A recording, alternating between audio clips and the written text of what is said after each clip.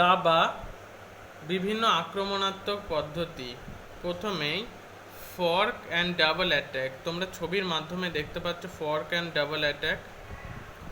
প্রথম ছবিতে সাদার কিউএইচ চালটির মাধ্যমে কালো রাজার E8 নৌকাটিকে একসঙ্গে আক্রমণ করছে, দেখো।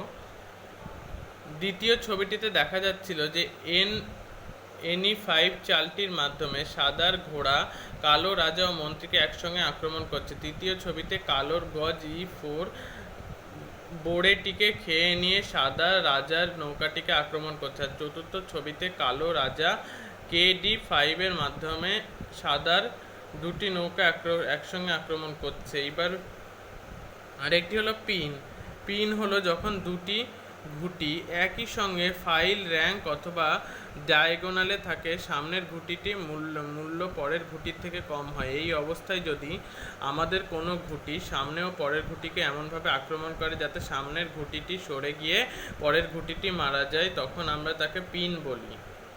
এই ছবিটি দেখে নাও ভালো করে। এরপরে স্কিওয়ের অথবা স্কিওয়ার অনেকটা পিছনের পিনের মতো। এখানে শুধু সামনের ঘুঁটি মূল্য পিছনের ঘুঁটির থেকে কম হয়। এক্ষেত্রে সামনের ঘুঁটি সরে গেলে আমরা পরের ঘুঁটি মেরে দিতে পারি। ব্যাক র্যাঙ্ক মেট হলো সেই আক্রমণাত্মক পদ্ধতি যার মাধ্যমে আমরা বিপক্ষের শেষ র্যাঙ্কের দুর্বলতাকে কাজে লাগিয়ে রাজাকে কিস্তিমাত করি।